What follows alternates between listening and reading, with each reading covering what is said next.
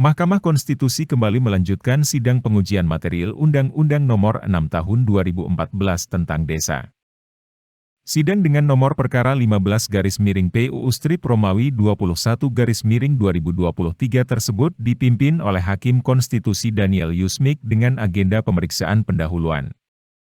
Dalam permohonannya, pemohon yakni warga Desa Ononamolo Tumala, Kabupaten Nias Utara, Eliadi Hulu meminta MK untuk mengkaji pasal 39 ayat 1 dan 2 Undang-Undang Desa terkait masa jabatan kepala desa. Pemohon meminta MK untuk merubah periodisasi masa jabatan kepala desa dari 6 menjadi 5 tahun. Jabatan yang lama akan berpeluang membuat kepala desa melanggengkan kekuasaan hingga 3 periode, ujar Eliadi saat membacakan permohonannya di ruangan sidang MK, Jakarta, Rabu 15 Februari 2023. Menurut Eliadi, kepala desa yang mendapatkan jabatan selama 6 tahun terhitung dari masa pelantikan telah merugikan dirinya. Dirinya merasa dirugikan karena harus menunggu selama 6 tahun untuk bisa maju mencalonkan diri sebagai kades. Apabila kedepannya pemohon hendak mencalonkan diri sebagai kepala desa maka harus menunggu selama 6 tahun, ujarnya.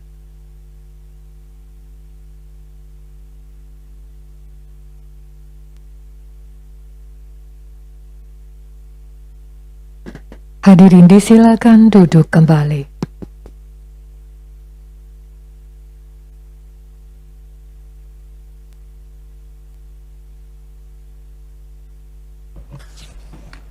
Pemohon kita mulai ya. Sidang perkara nomor 15/PU Strip Datar 21 Romawi /2023 dibuka dan dinyatakan terbuka untuk umum.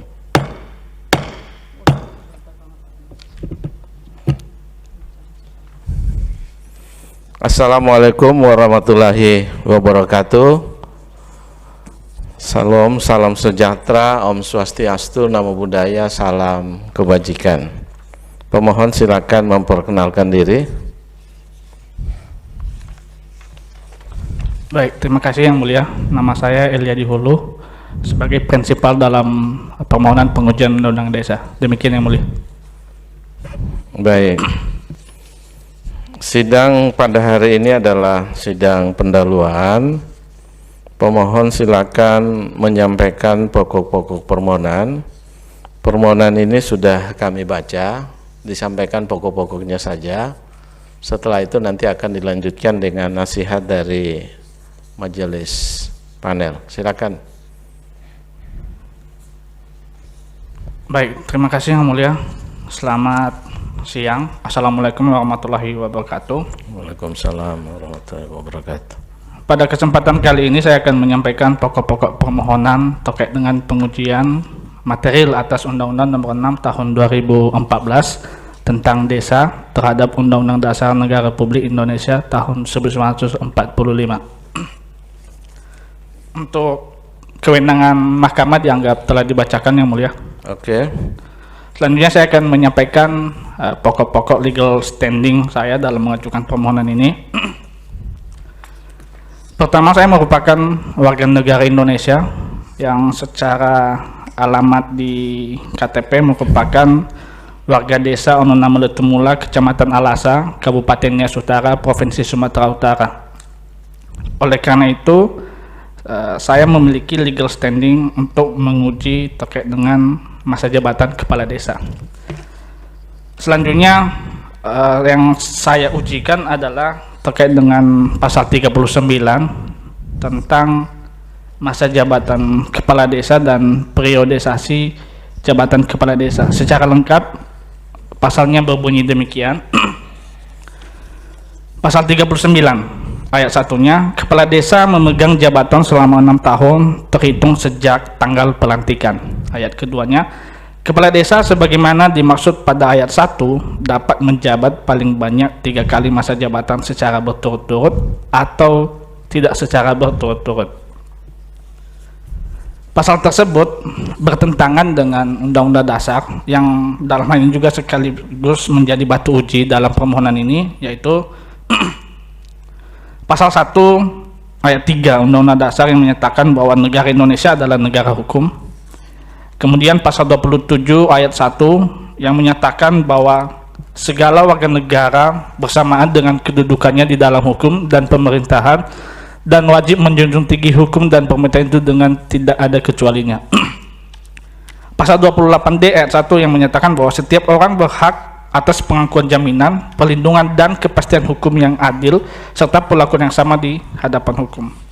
Pasal 28I yang menyatakan bahwa setiap orang berhak bebas dari perlakuan yang bersifat diskriminatif atas dasar apapun dan berhak mendapatkan perlindungan terhadap perlakuan yang bersifat diskriminatif itu.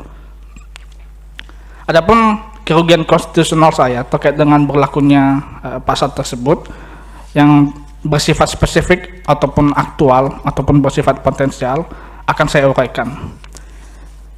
Bahwa dengan berlakunya pasal 39 ayat 1 Undang-Undang Desa yang memberikan hak kepada kepala desa menjabat selama 6 tahun dalam satu periode telah menyebabkan kerugian konstitusional bagi pemohon, itu apabila kedepannya pemohon hendak mencalonkan diri sebagai kepala desa maka harus menunggu selama 6 tahun.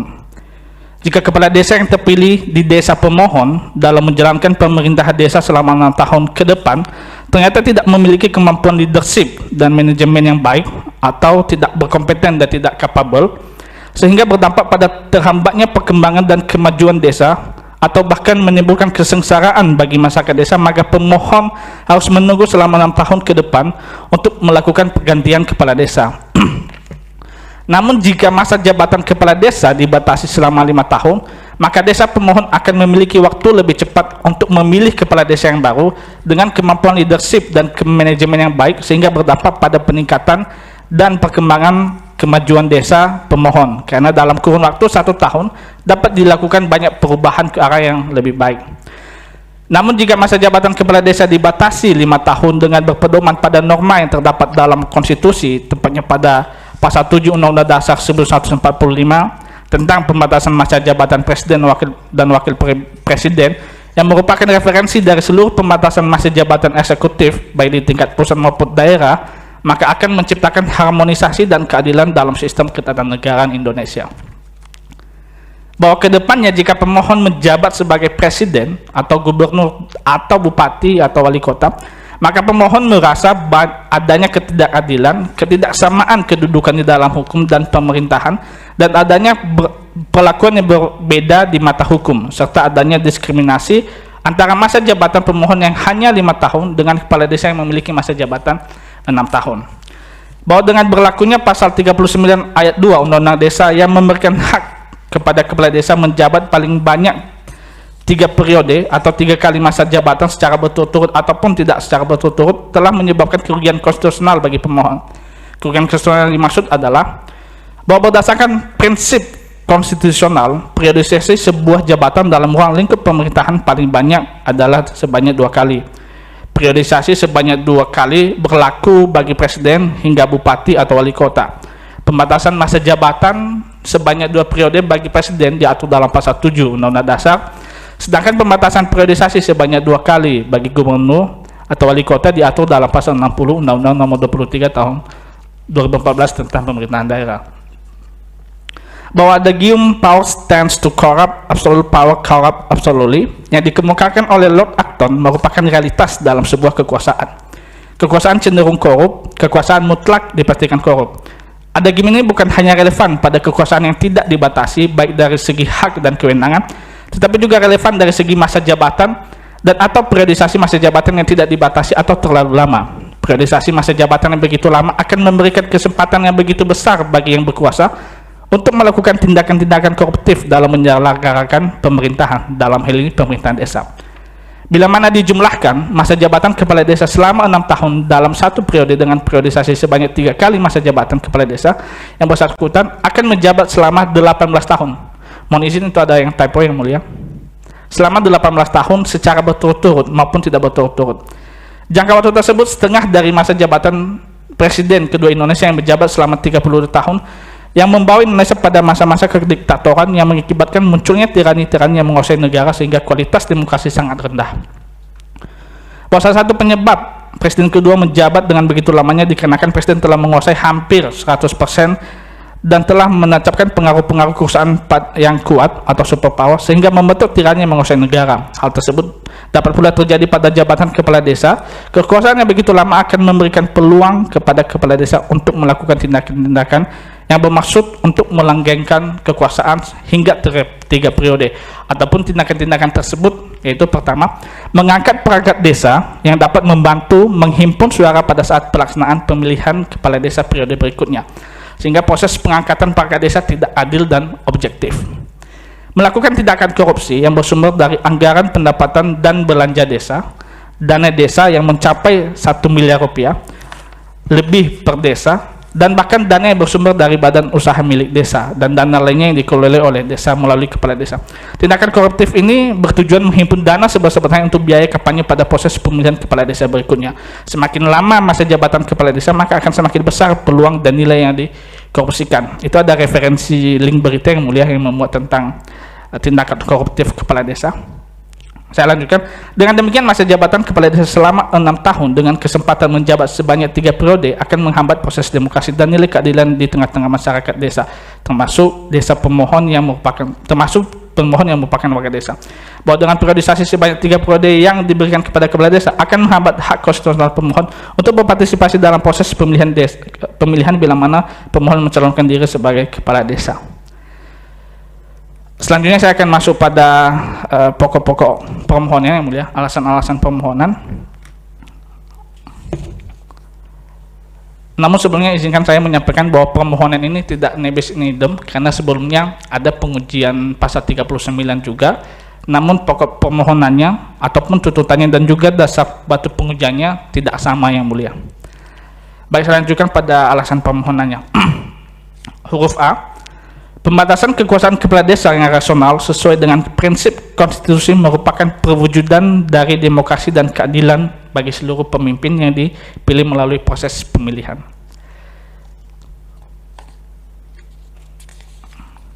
Mengutip pendapat Prof. R.J. Loder bahwa seorang ahli hukum tata negara Belanda dan Lascelles dalam suatu laporannya yang menyatakan bahwa bangunan hukum desa merupakan fundament bagi tata negara Indonesia, yang dikutip dari buku Sutarjo.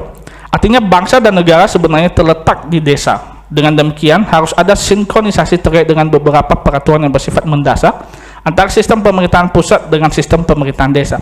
Salah satu peraturan yang bersifat mendasar yang harus disinkronkan adalah masa jabatan kepala desa agar sesuai dengan Undang-Undang Dasar 1945. Jika hal tersebut tidak disinkronkan, maka fundament bangunan hukum desa tidak sesuai dengan ketatanegaraan Indonesia sebagai yang disebutkan oleh ahli tadi. Pengaturan masa jabatan dikategorikan sebagai hal mendasar dikarenakan masa jabatan terlalu lama pernah membawa Indonesia dalam kekelaman sehingga mempengaruhi ketatanegaraan Indonesia. Selanjutnya, desa-desa di Jawa menyerupai republik kecil, di mana pemerintahan desa dibangun atas dasar prinsip kedaulatan rakyat, dikutip dari Sutarjo Kartohadikusumo. Republik kecil yang dimaksud dalam penjelasan di atas tentunya merujuk pada negara Indonesia berbentuk republik yang memiliki pembatasan masa jabatan bagi pemimpin yang diatur dalam Undang-Undang Dasar, sedangkan prinsip kedaulatan rakyat dipresentasikan melalui pelaksanaan nilai-nilai demokrasi dalam berbangsa dan bernegara. Demokrasi adalah nilai dan sistem yang memberikan bingkai tata pemerintahan desa. Secara konseptual, demokrasi mengandung sejumlah prinsip dasar. Pertama, representatif, kedua, transparansi, ketiga, akuntabilitas, keempat, responsivitas, dan partisipasi. Yang semua prinsip ini menjadi fondasi dasar bagi pengelolaan kebijakan, perencanaan desa, pengelolaan keuangan desa, dan pelayanan publik. Kalau prinsip-prinsip dasar ini tidak ada di desa, maka akan muncul penguasa tunggal yang otokratis. Dalam hal partisipasi mencakup 3 hal. Pertama, voice atau suara. Setiap warga mempunyai hak dan ruang untuk menyampaikan suaranya dan dalam proses pemerintahan. Pemerintahan sebaliknya mengakomodasi setiap suara yang berkembang dalam masyarakat yang kemudian dijadikan berbagai basis kekuatan keputusan. Kedua, akses, yakni setiap warga mempunyai kesempatan untuk mengakses atau mempengaruhi pembuatan kebijakan, termasuk akses dalam layanan publik. Ketiga, kontrol, yakni setiap warga atau elemen-elemen masyarakat mempunyai kesempatan dan hak untuk melakukan pengawasan atau kontrol terhadap jalannya pemerintahan maupun pengelolaan kebijakan dan keuangan pemerintahan. Kontrol yang paling ampuh dapat dilakukan oleh masyarakat kepada kepala desa yang tidak memiliki kemampuan leadership dan manajerial dalam memimpin desa adalah melalui pemilihan. Melalui pemilihan, masyarakat dapat langsung mengontrol dan bersuara untuk mengganti kepala desa yang tidak mampu tersebut. Karena secara empiris, masyarakat tidak dapat melakukan kontrol kepada kepala desa yang sedang berkuasa. Kepala desa akan membangun hubungan yang baik dengan bupati, inspektorat kabupaten maupun lembaga-lembaga lain yang dapat memproses pengaduan masyarakat. Namun, jika masa jabatan kepala desa tetap mengikuti pengaturan sebagai diatur dalam pasal 39 Undang-Undang Desa, maka akan menimbulkan kemunduran demokrasi di tengah-tengah masyarakat desa. Perlu dipahami bersama bahwa bagi sebagian masyarakat yang hidup di desa, wajah dari demokrasi adalah pada saat dilaksanakannya pemilihan. Masyarakat desa akan berbondong-bondong ikut pemilihan. Situasi ini akan merangsang masyarakat desa terus terlibat aktif dalam kegiatan-kegiatan desa karena adanya rasa memiliki yang dibangun melalui pemilihan kepala desa. Namun, jika pemilihan kepala desa dilakukan dalam kurun waktu yang cukup lama, maka gairah masyarakat desa untuk ikut pesta demokrasi akan menurun. Apalagi jika kepala desa diberikan kesempatan untuk menjabat sebanyak 3 periode. Maka akan muncul dalam benak masyarakat, ngapain ikut pemilihan kalau pemenangnya orang-orang itu saja. Anggapan ini muncul bila mana petahana telah menjabat 2 periode dan mencalonkan untuk ketiga kalinya. Ditambah jika perangkat desa merupakan orang-orang loyal kepala desa, maka kemungkinan besar akan muncul pemilihan yang tidak fair dan adil. Bahwa Mahkamah dalam pertimbangannya pada putusan nomor 42 garing PUU garing 16 2021 mengatakan bahwa pembatasan masa jabatan kepala desa, yakni dengan masa jabatan 6 tahun dengan periodisasi masa jabatan paling banyak 3 kali masa jabatan sebagaimana diatur dalam pasal 39 Undang-Undang Desa, merupakan perwujudan penyelenggaraan prinsip demokrasi sekaligus merupakan semangat pembatasan yang dikehendaki oleh Undang-Undang Dasar. Semangat demikian dapat dicontoh dengan adanya pembatasan masa jabatan dan periodisasi masa jabatan dan masa jabatan presiden dan wakil presiden. Turunan semangat Undang-Undang Dasar 1945 tersebut juga tercermin dari pembatasan masa jabatan dan periodisasi masa jabatan kepala daerah dan wakil kepala daerah. Dalam pertimbangan tersebut, Mahkamah telah mengamini adanya pembatasan masa jabatan dan periodisasi kepala desa. Namun hanya saja, lamanya masa jabatan tersebut perlu pula disesuaikan dengan konstitusi agar lebih sejalan dengan semangat pembatasan yang dikehendaki oleh Undang-Undang Dasar sehingga terwujudnya demokrasi yang sesungguhnya. Bahwa dari uraian di atas, pembatasan masa jabatan kepala desa wajib disesuaikan dengan pembatasan yang telah ditetapkan oleh Undang-Undang Dasar, yaitu 5 tahun dengan periodisasi sebanyak 2 kali, karena merupakan prinsip dasar yang harus dibatasi secara rasional. Hal ini bertujuan untuk menyesuaikan dengan masa jabatan presiden, gubernur, dan bupati atau wali kota agar terciptanya keadilan bagi seluruh pemegang kekuasaan dan jabatan politis yang diperoleh melalui proses pemilihan. Masa jabatan 5 tahun dengan sebanyak 2 kali juga merupakan presiden di tengah-tengah masyarakat karena yang mengikuti pola masa jabatan tersebut bukan hanya presiden, gubernur, dan bupati atau wali kota, namun juga diikuti oleh perusahaan-perusahaan baik BUMN maupun swasta yang memberikan masa jabatan kepada direksi maupun komisaris untuk menjabat selama 5 tahun. Selain itu, pola masa jabatan tersebut juga diikuti oleh organisasi, salah satunya adalah organisasi advokat yang berdasarkan putusan Mahkamah Konstitusi nomor 91, pimpinan organisasi advokat hanya boleh menjabat selama 5 tahun dan sebanyak 2 periode. Selanjutnya, bahwa pembentuk undang-undang tidak memberikan penjelasan terkait dengan alasan pengaturan masa jabatan kepala desa yang boleh menjabat selama 6 tahun dengan periodisasi sebanyak 3 kali. Pembentuk undang-undang tidak berangkat dari basis argumentasi yang kuat. Pengaturan masa jabatan tersebut secara tiba-tiba diatur sedemikian di dalam Undang-Undang Desa. Oleh karena itu, sudah sepatutnya pengaturan mengenai masa jabatan dan periodisasi jabatan kepala desa merujuk pada Undang-Undang Dasar 1945. Kemudian huruf B-nya yang mulia, saya persingkat saja. Yang menjadi persoalan dengan pengaturan masa jabatan kepala desa, Undang-Undang Desa yang terdapat dalam Undang-Undang Desa adalah bila mana kepala desa yang terpilih tidak memiliki kemampuan dalam membangun dan memajukan desa sehingga berdampak pada tertinggalnya perekonomian dan kesejahteraan masyarakat. Bila mana kepala desa tidak memiliki kemampuan atau bahkan sewenang-wenang dan tidak menggunakan keuangan desa dengan benar atau dalam tanda kutip korupsi, maka pembangunan dari desa, membangun Indonesia dari pinggiran, desa sebagai subjek dan objek pembangunan tidak akan terlaksana. Satu-satunya solusi untuk mengatasi hal tersebut adalah dengan melakukan pergantian kepala desa. Namun pergantian kepala desa sangat memerlukan waktu yang sangat lama, yaitu 6 tahun dan dengan periode 3 kali. Kemudian saya lanjut pada huruf C. bahwa Indonesia merupakan negara hukum sebagaimana diamankan dalam pasal 1 ayat 3 Undang-Undang Dasar.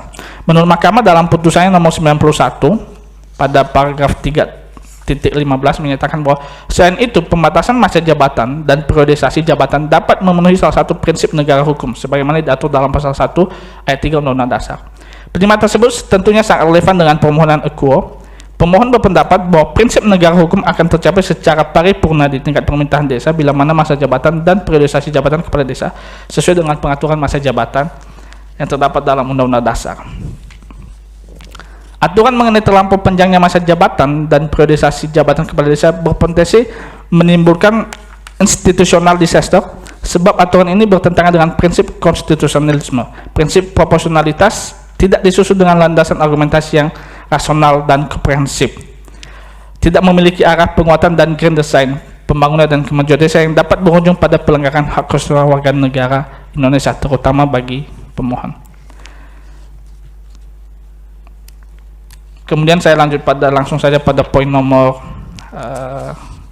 7 yang mulia, bahwa dalam beberapa kesempatan ataupun mungkin umum terjadi, kepala desa sering melakukan tindakan-tindakan yang arogansi dan sewenang-wenang. Bahwa salah satu bentuk arogansi yang dilakukan oleh kepala desa adalah pada proses pengangkatan perangkat desa. Kepala desa seringkali mengangkat perangkat desa yang memiliki hubungan politis, kekeluargaan, maupun hubungan kekerabatan yang dekat dengan kepala desa. Salah satu contoh nyata adalah proses pengangkatan perangkat desa yang terjadi di desa pemohon, yang tadi telah pemohon sampaikan di desa Ononamulu Tumula, Kecamatan Alasa, Kabupaten yang Saudara. Walaupun telah dilakukan penyeleksian dan penyaringan perangkat desa, namun kepala desa tidak tunduk pada nilai dan hasil seleksi tersebut. Ya.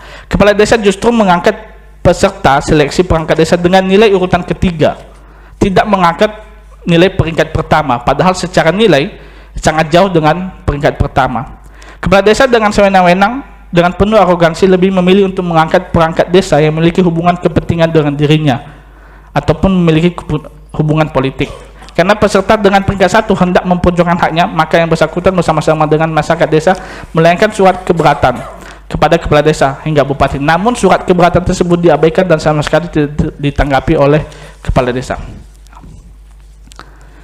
Kemudian salah satu bukti arogansi yang diselimuti hawa nafsu kepala desa adalah yang terjadi akhir-akhir ini, adanya tuntutan dari kepala desa seluruh Indonesia agar masa jabatan diperpanjang selama 9 tahun. Tuntutan yang sangat tidak masuk akal dan tentunya membunuh nilai-nilai demokrasi yang telah dibangun oleh pejuang reformasi dan pastinya bertentangan dengan prinsip negara hukum. Bila mana hal ini dikabulkan, maka kepala desa dapat menjabat hingga 27 tahun. Hanya berjarak 5 tahun dari jabatan Presiden Indonesia yang kedua yang membawa kemerosotan demokrasi dan peningkatan tindakan otoritarianisme. Menurut pemohon, tuntutan tersebut muncul akibat adanya kesempatan awal yang diberikan oleh pembentuk undang-undang yang mengatur masa jabatan 6 tahun bagi kepala desa.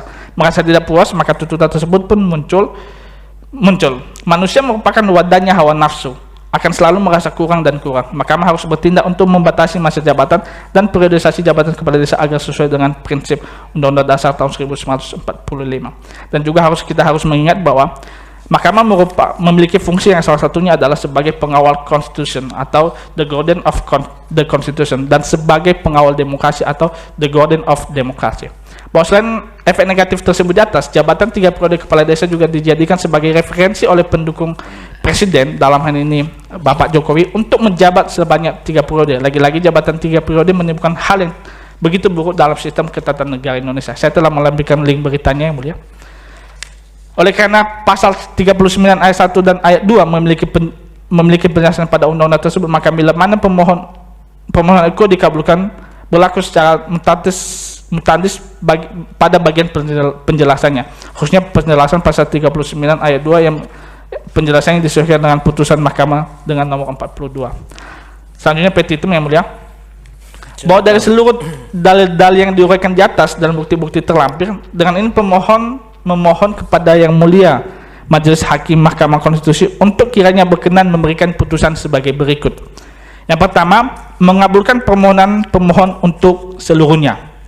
Kedua, menyatakan pasal 39 ayat 1 Undang-Undang Nomor 6 Tahun 2014 tentang Desa, Lembaran Negara Republik Indonesia Nomor 7, tambahan Lembaran Negara Republik Indonesia Nomor 5455, bertentangan dengan Undang-Undang Dasar Negara Republik Indonesia Tahun 1945 dan tidak mempunyai kekuatan hukum mengikat sepanjang tidak dimaknai. Kepala Desa memegang jabatan selama 5 tahun terhitung sejak tanggal pelantikannya. 3. Menyatakan pasal 39 ayat 2 Undang-Undang Desa Nomor 6 Undang-Undang Nomor 6 Tahun 2014 tentang Desa bertentangan dengan Undang-Undang Dasar Negara Republik Indonesia Tahun 1945 dan tidak mempunyai kekuatan hukum mengikat sepanjang tidak dimaknai. Kepala Desa sebagaimana dimaksud pada ayat 1 dapat menjabat paling banyak 2 kali masa jabatan secara berturut-turut atau tidak secara berturut-turut. Memberitakan pemuatan putusan ini dalam Berita Negara Republik Indonesia sebagaimana mestinya, atau apabila Yang Mulia Majelis Hakim Mahkamah Konstitusi memiliki pendapat lain, mohon putusan seadil-adilnya. Demikian Yang Mulia, terima kasih. Baik, terima kasih pemohon yang juga prinsipal ya, tidak ada kuasanya. Saudara Eliadi ini kan sering beracara di MK ya?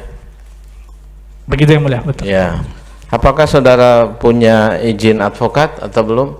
Belum Yang Mulia. Belum ya? Belum. Kalau udah punya izin advokat harus pakai toga nanti ya. Baik Yang Mulia. Baik. Setelah saudara membacakan pokok-pokok permohonan, pada saat ini ada kewajiban hakim panel untuk memberikan nasihat terkait dengan permohonan ini. Nanti pemohon bisa mencermati nasihat-nasihat yang disampaikan oleh para Yang Mulia. Yang pertama saya beri kesempatan kepada Yang Mulia Profesor Arif Hidayat untuk menyampaikan nasihat. Silakan Yang Mulia. Baik, Yang Mulia Pimpinan Bapak Dr. Daniel Yusmik, mohon izin Prof. Eni, Yang Mulia, saya mendahului membaca permohonan ini. Saya berpendapat sudah cukup baik sesuai dengan PMK, itu yang pertama.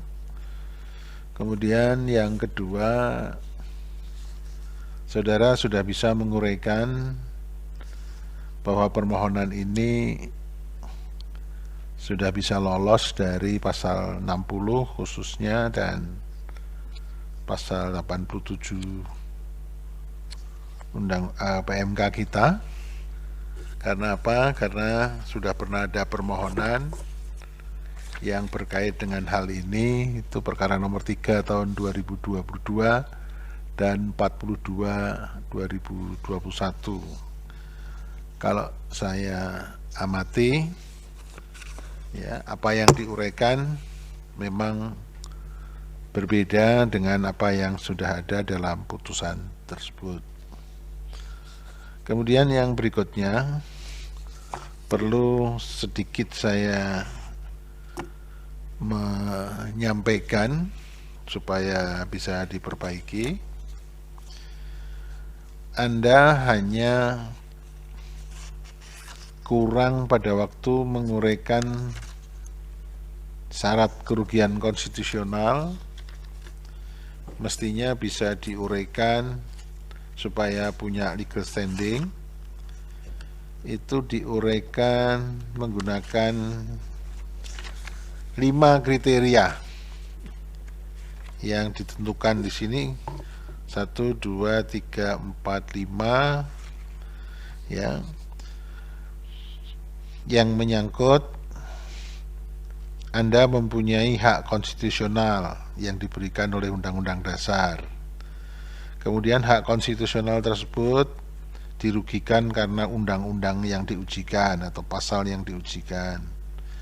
Dan kerugian konstitusional itu bersifat spesifik dan khusus, aktual atau potensial. Itu nanti diuraikan dengan menggunakan kriteria ini. Dan yang agak sulit adanya hubungan sebab akibat antara kerugian itu dengan undang-undang yang atau pasal yang diujikan. Yang terakhir, dengan dikabulkannya permohonan ini, maka kerugian konstitusional itu tidak akan terjadi atau tidak terjadi lagi. Itu tolong pada waktu menguraikan mengenai legal standing itu dibahas secara mendalam, ya. Kemudian yang kedua, masuk ke pokok permohonan. Saya tidak banyak masuk ke pokok permohonan. Begini, yang dimohonkan itu termasuk penjelasan pasal ini enggak? Kan ada penjelasannya, ya. Coba nanti dilihat, ya. Di sini di perihal permohonan pengujian material Undang-Undang Nomor ini tentang desa. Itu pasalnya pasal 39, itu ada penjelasannya, termasuk penjelasannya enggak? Nanti diuraikan termasuk penjelasannya atau tidak, ya, yang jelas. Karena kalau pasalnya iya, berarti kan pengujiannya iya, penjelasannya juga. Terus yang kemudian yang kedua yang harus Anda lewati, Mahkamah itu sudah sering berpendapat. Pendapatnya itu begini, hal-hal yang berhubungan dengan masa jabatan itu sifatnya adalah kebijakan hukum terbuka, open legal policy. Sehingga menentukan masa jabatan itu kewenangan dari pembentuk undang-undang. Nah, sekarang banyak putusan kita yang bisa di-refer itu mengatakan bahwa berkenaan dengan angka-angka masa jabatan ini Mahkamah tidak berwenang karena itu merupakan open legal policy atau kewenangan pembentuk undang-undang. Nah, inilah yang harus Anda challenge, sehingga Mahkamah kok harus memutus atau menentukan masa jabatan ini sesuai dengan yang Anda kehendaki. Itu karena alasan-alasan apa? Tentunya alasan-alasan yang sangat fundamental, alasan-alasan yang sangat kuat, sehingga Mahkamah yang tadinya mengatakan itu selalu open legal policy, Mahkamah bisa bergeser atau berubah pendiriannya. Tapi banyak putusan yang sudah mengatakan itu merupakan open legal policy. Ini yang harus Anda lewati, sehingga Mahkamah bisa mengubah pendiriannya dengan mengabulkan permohonan Anda. Terus kemudian, kalau boleh menambahkan sedikit deposita, coba dipikirkan, kepala desa itu kan dipilih secara langsung oleh rakyat. Kalau kita lihat, berarti meskipun Mahkamah sudah mengatakan sekarang itu pemilihan umum serentak, sehingga bisa dilakukan pemilihan presiden sekaligus pemilihan anggota DPD, DPR, DPRD, kabupaten, kota, dan provinsi, itu jadi satu kali. Tapi kemudian masih ada pemilihan kepala desa secara langsung juga. Nah, situasi yang sering ada pemilihan, meskipun sudah dia lakukan pemilihan serentak, itu ada akibat-akibat atau dampak. Dampaknya adalah bisa terjadi kohesi sosial melemah di desa. Karena apa? Terbelah masyarakat, apalagi kalau dalam pemilihan kepala desa, itu dalam penelitian yang sering dilakukan oleh teman-teman, terutama penelitian yang dilakukan oleh teman-teman di UGM yang berkaitan dengan desa, itu setiap kali pemilihan kemudian masyarakat menjadi terbelah dan kohesi sosialnya melemah. Konflik-konflik yang berakibat bermusuhan di desa itu. Nah, sekarang kalau dipersingkat pemilihannya menjadi 5 tahun, berarti luka 5 tahun itu apakah sudah sembuh atau tidak, bagaimana? Saudara bisa memberikan argumentasi yang kuat mengenai hal itu. Apakah betul masyarakat desa sekarang sudah dewasa sehingga dalam melakukan pemilihan tidak menjadi terbelah, tidak meruntuhkan, tidak melemahkan kohesi sosial politik di desa? Itu coba Anda bisa men-challenge itu, memberikan argumentasi. Kalau itu 6 tahun berarti ada jeda lebih panjang dibanding kalau itu 5 tahun. Kemudian juga biaya. Kalau kepala desa setiap 5 tahun berarti itu juga menyangkut biaya. Ini juga coba di challenge, meskipun ya itu terserah Anda, karena saya tidak akan masuk di dalam substansi, tapi coba itu hal-hal yang semacam itu dipikirkan. Itu saja Bapak Ketua Panel yang bisa saya sampaikan, karena saya melihat bahwa permohonan ini sebetulnya sudah cukup baik, tapi yang jadi masalah utama adalah bahwa hal-hal yang berkenaan dengan penentuan masa jabatan apapun itu kita sudah sering memutus. Coba nanti dibaca putusan-putusan yang menyangkut itu, kita selalu mengatakan itu kebijakan hukum terbuka yang merupakan kewenangan pembentuk undang-undang. Terima kasih Bapak Ketua Panel. Baik, terima kasih Yang Mulia Prof. Arif Hidayat. Selanjutnya Yang Mulia Profesor Eni Nurbaningsih. Baik, terima kasih Yang Mulia Ketua Panel Bapak Dr. Daniel Yusmik dan Profesor Arif Hidayat selaku anggota panel. Saudara Prinsipal, ini panggilannya Hulu atau Eli? Elia Yang Mulia. Oh, Elia. Ya, baik Mas Elia ya. Memang kalau dilihat dari secara umum permohonan saudara, karena memang saya juga sering ketemu saudara juga di persidangan, ini sudah memenuhi setidaknya PMK begitu. Hanya memang masih perlu penajaman ya, dalam rangka Anda membangun reasoningnya tadi ya, supaya lebih kuat lagi, komprehensif begitu.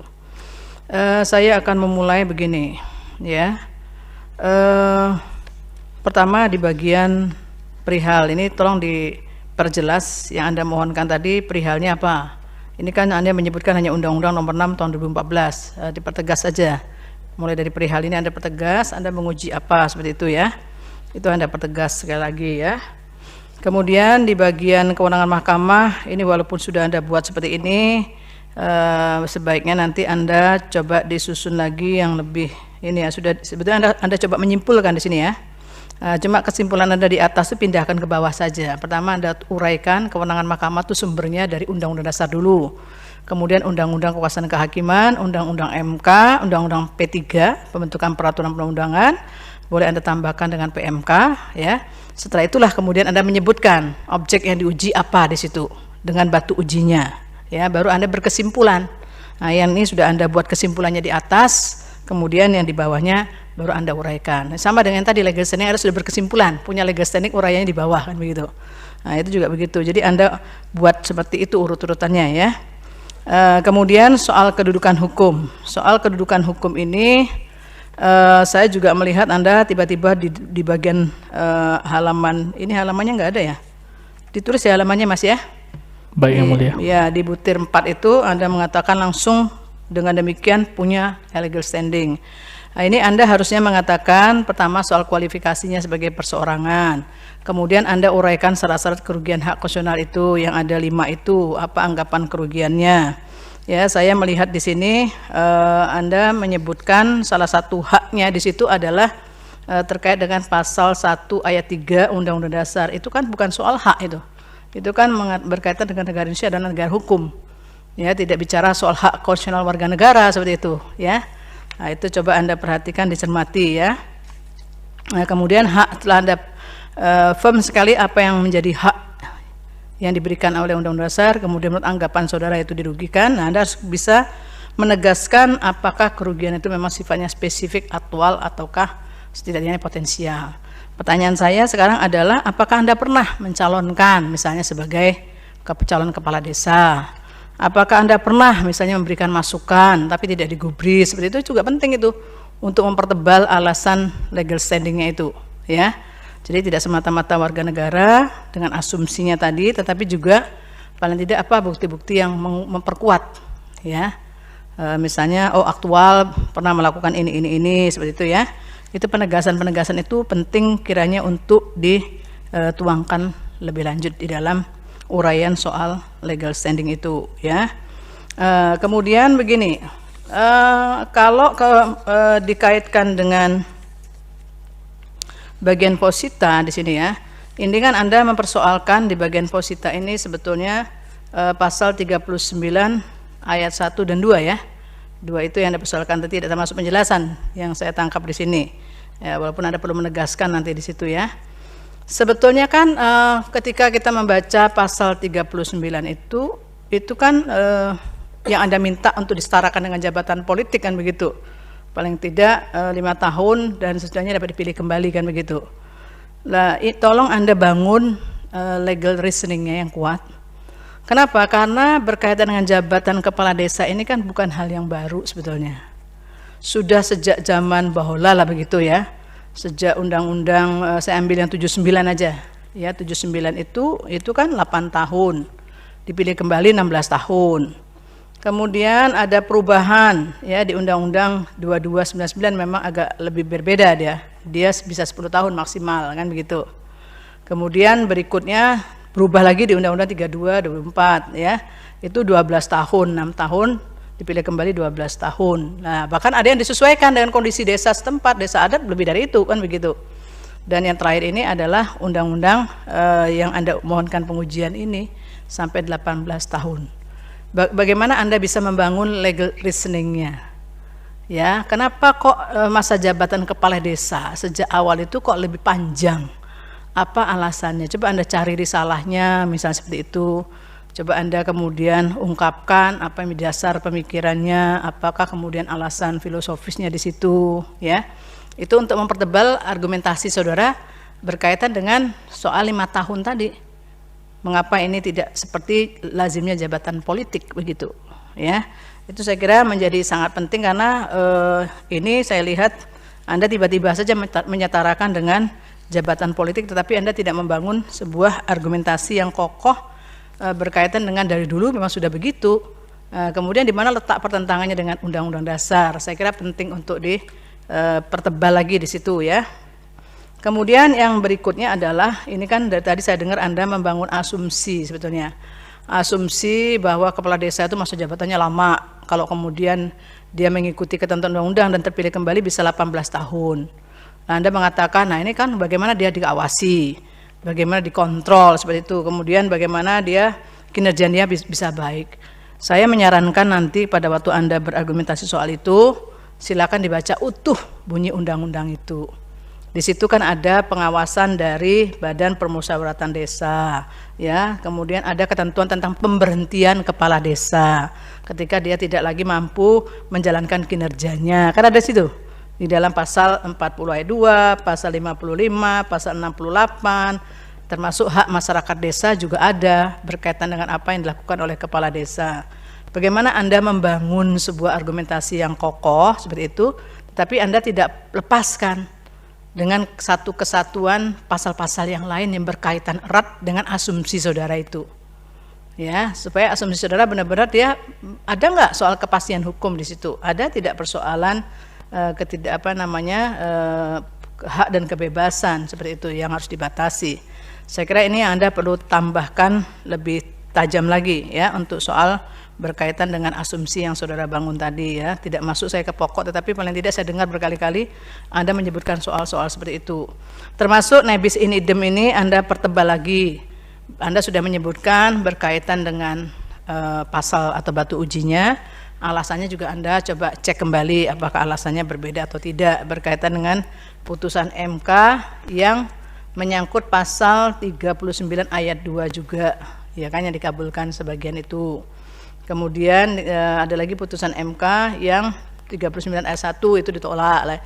Coba Anda kemudian cek kembali satu persatu untuk lebih komprehensif di dalam menyatakan bahwa ini tidak nebis in idem seperti itu ya. Kemudian yang berikutnya karena ini bicara soal pertentangan yang Anda bawa ke sini kan soal pertentangan norma yang dimohonkan pengujian dengan konstitusi, yaitu yang harus Anda perkuat, bukan persoalan implementasinya ya. Coba Anda renungkanlah soal itu ya. supaya Anda bisa mengeliminir soal implementasi, tapi Anda lebih memperkuat persoalan terkait dengan ada tidak pertentangan norma yang beranggapan Anda ada persoalan ketidakpastian hukum itu. Ya, silakan Anda pertebal di situ. Kemudian yang di dalam petitum ini juga harus Anda perjelas ya. Petitum yang angka 3 ini Anda mau menguji atau meminta yang mana itu? Yang pasal 39 ayat 1 atau ayat 2 ya, itu Anda harus perjelas ya. Termasuk juga harus kutipan undang-undang itu diambil dari mana, lembaran negaranya harus jelas, nomor, tahun, tambalan lembaran negara juga harus jelas seperti itu, sehingga dia lebih komprehensif seperti itu ya Pak Elia ya. Jadi saya kira itu hal-hal yang dapat saya berikan sebagai bentuk nasihat untuk perbaikan permohonan saudara ya. Demikian dari saya, terima kasih, saya kembalikan kepada ketua panel. Baik, terima kasih Yang Mulia Prof. Eni. Pemohon sudah banyak sekali ya masukan dari Yang Mulia Prof. Arief dan Yang Mulia Prof. Eni. Ini juga ada beberapa catatan saya yang sama, misalnya terkait dengan permohonan ini belum ada halamannya ya. Kemudian penulisan lembaran negara itu tidak lazim langsung nomor ya, biasanya ada tahunnya. Dan itu di dalam tidak hanya di dalam petitum, tetapi ini mulai dari perihal ini juga supaya nanti disamakan ya. Tadi juga Yang Mulia Prof. Eni minta supaya langsung disebut pasalnya itu. Kalau sekiranya ingin dengan penjelasannya sekalian saja ya. Memang di dalam permohonan ini dalam posita tadi ya, kalau tidak salah Anda minta supaya penjelasan itu mutatis mutandis ya. Itu nanti supaya bisa diuraikan baik batang tubuh maupun penjelasan dari Undang-Undang Desa. Kemudian nanti juga tolong dielaborasi dalam permohonan ini terkait dengan tadi yang juga disampaikan Yang Mulia Prof. Eni, risalah pembahasannya. Sebab di beberapa daerah juga mungkin kesulitan untuk bisa mendapat kepala desa ya, atau juga karena faktor-faktor lain. Nah itu nanti tolong dibaca, diuraikan lebih lengkap mungkin terkait dengan risalah itu. Kemudian dalam permohonan juga saudara mengatakan ada semacam arogansi hawa nafsu ya, terkait dengan masa jabatan diperpanjang hingga 9 tahun dan seterusnya dapat menjabat hingga 27 tahun. Ini kalau misalnya ada seperti ini mungkin bisa dijadikan bukti ya, buktinya apa gitu. Apakah memang 9 tahun ini boleh 3 kali atau 9 tahun tapi cukup 2 kali? Karena wacana yang berkembang yang diberitakan baik di media cetak maupun elektronik, ada yang mengatakan 9 tahun tapi cukup 2 periode. Tapi di sini Anda mengatakan ini bisa 3 periode sehingga jadi 27 tahun. Nanti kalau ini apakah ini hanya asumsi atau kalau ada datanya nanti dilampirkan ya untuk 3 periode ini. Kemudian mungkin bisa juga diperkuat nanti di dalam posita ya. Memang saudara mengangkat teori-teori untuk pembatasan masa jabatan dan periodisasi terkait dengan teori demokrasi. Nah ini nanti coba dipertimbangkan juga apakah konteks demokrasi dalam undang-undang desa ini apakah itu sudah bisa disamaratakan ya atau tidak. Kalau disamaratakan misalnya karena pemohon menghendaki supaya ini cukup 5 tahun ya, sesuai dengan jabatan presiden, gubernur, bupati dan wali kota 5 tahun. Tapi tadi juga sudah diingatkan Yang Mulia Prof. Arief bahwa kalau berkaitan dengan masa jabatan ya, itu berkali-kali MK mengatakan ini adalah open legal policy ya, dan itu diserahkan kepada pembentuk undang-undang. Itu banyak putusan yang terkait dengan sikap pendirian MK. Nanti dicermati ya. Kemudian mungkin kalau ada hal-hal lain yang perlu ditambahkan, dielaborasi dalam permohonan ini supaya bisa meyakinkan hakim nanti ya. Saya kira itu tambahan dari saya terkait dengan permohonan ini. Silakan kalau ada hal-hal yang mau disampaikan. Baik, terima kasih untuk nasihatnya yang mulia. Saya akan melengkapi dalam perbaikan permohonan selanjutnya. Namun memang mungkin terkait dengan pengujian penjelasannya juga berlaku mutatis mutandis ya, tadi saya menyampaikan, dan sudah diingatkan juga oleh yang mulia Prof. Daniel, maka saya akan kembali menguraikannya.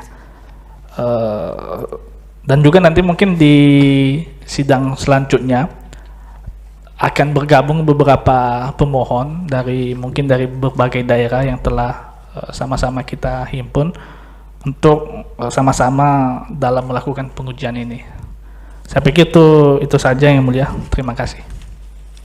Oke, kalaupun nanti ada tambahan silakan ya. Karena saya lihat di dalam petitum ini justru memang pemohon menggunakan kata para pemohon. Saya nggak tahu ini mungkin draft awalnya sudah ada beberapa orang, tiba-tiba karena sendiri. Kalau nanti misalnya ada lebih dari satu ya tentu akan para pemohon ya.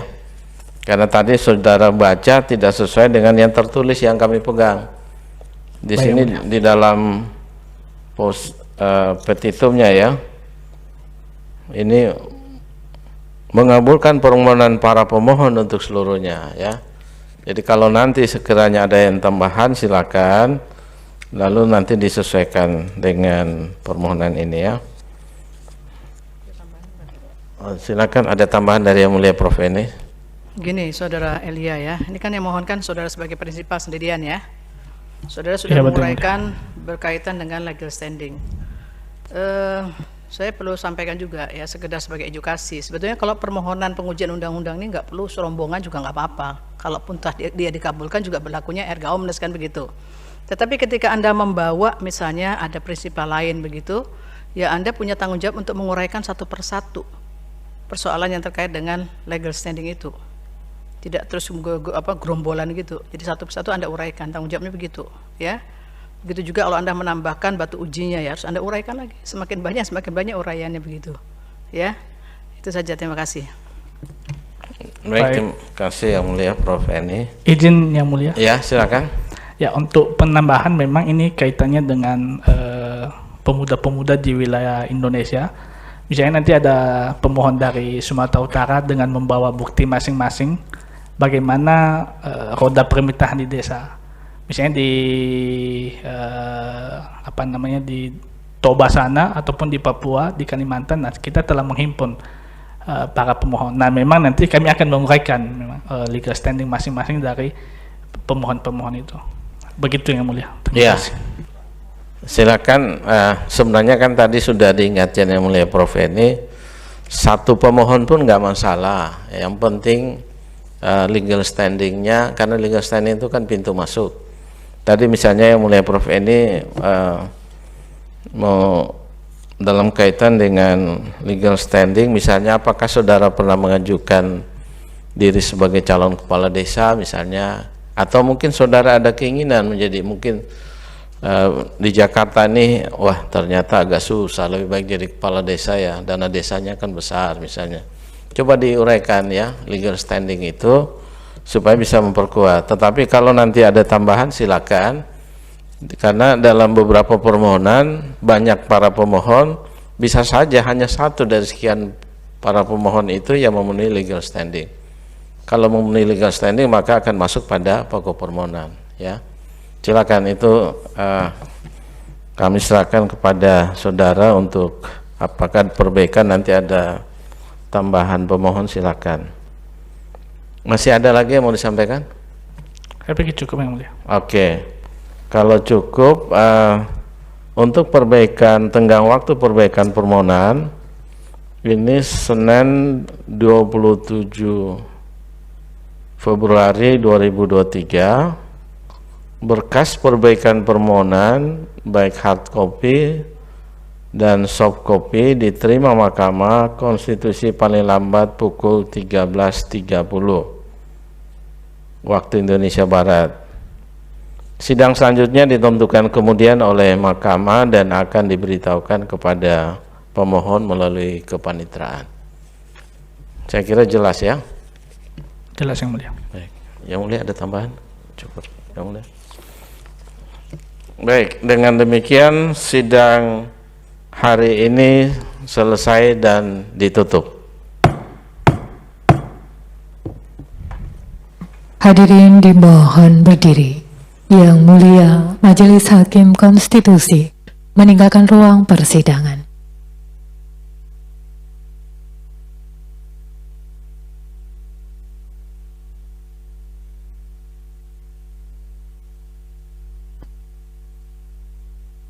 Hadirin disilakan duduk kembali. Hadirin yang kami hormati, demikianlah persidangan hari Rabu 15 Februari 2023 untuk perkara nomor 15/PUU _datar 21 Romawi _2023 telah selesai. Terima kasih, selamat sore.